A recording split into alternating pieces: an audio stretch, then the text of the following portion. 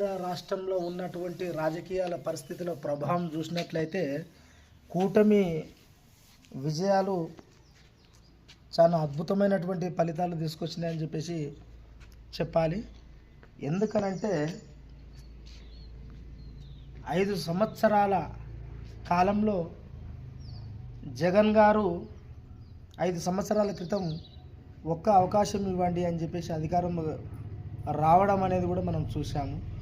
ఈ 5 సంవత్సరాల సుదీర్ఘమైనటువంటి కాలంలో జగన్ గారు చేసినటువంటి తప్పిదాలు ఏమిటంటే, ప్రధానంగా రాయలసీమ ప్రాంతంలో ఉన్నటువంటి 4 జిల్లాలకు సంబంధించినటువంటి అంశం ప్రధానంగా అది ఏమిటంటే, 4 జిల్లాల్లో ఉన్నటువంటి రైతులు అమరావతి కోసము భూములు ఇచ్చినటువంటి దాఖలాలు మనం చూసాం. కానీ 5 సంవత్సరాల నుండి కూడా జగన్ గారు ఎంబడి వాళ్ళు ఆమరణ నిరాహార దీక్షలు అనుకోండి, రీలే నిరాహార దీక్షలు అనుకోండి, రకరకాల ఆందోళనలు చేసి రకరకాల కార్యక్రమాలు చేపట్టి చివరికి వాళ్ళు హైకోర్టుకు వెళ్ళడం కూడా మనం చూసాం. కాబట్టి తాను చేసినటువంటి ఏదైతే తప్పిదాలు ఉన్నాయో ఆ తప్పిదాలకు ఈరోజు ప్రజలు గుణపాఠం చెప్పారని చెప్పేసి చెప్పవలసినటువంటి అవసరం ఉంది. రెండవది, కూటమిలో పార్టీ అయినటువంటి జనసేన పార్టీ 21 స్థానాల్లో పోటీ చేసినటువంటి పార్టీ 21 స్థానానికి 21 స్థానం సంపూర్ణమైనటువంటి మెజారిటీ ప్రజలు అందించారు అని చెప్పేసి మనం చెప్పవలసినటువంటి విషయం. ఎందుకనంటే తట్టుకున్నాడు, నిలబడ్డాడు.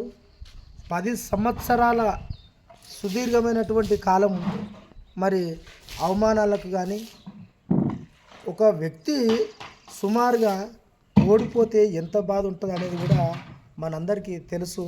మరి అలాంటి తెలిసినటువంటి వ్యక్తి ఈ 10 సంవత్సరాల నుండి 2 సార్లు పోటీ చేసి మరి ఓడిపోయినా కూడా అవమానాలకు కూడా తట్టుకొని తన వ్యక్తిగతంగా కూడా కొన్ని విషయాలు బాధ కలిగించినటువంటి విషయాలు కూడా తట్టుకున్నాడు, నిలబడ్డాడు.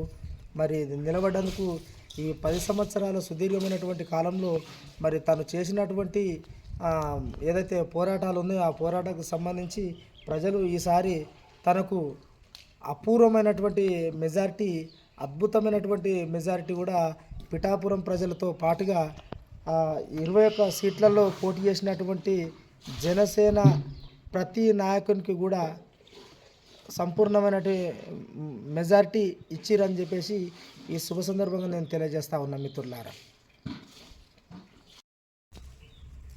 మరి 10 సంవత్సరాల కాలంలో మరి పోరాటాలు చేసిండు, తట్టుకున్నాడు, నిలబడ్డాడు, అవకాశం ఇచ్చారు. మరి ప్రజలకి ఏమి ఇచ్చాడు? ప్రజలు కూడా సంపూర్ణమైనటువంటి మెజారిటీని ఇచ్చిర్రు. ఈ 4 రోజులలో కూడా మరి అసెంబ్లీలో అడుగు పెట్టబోతున్నారు.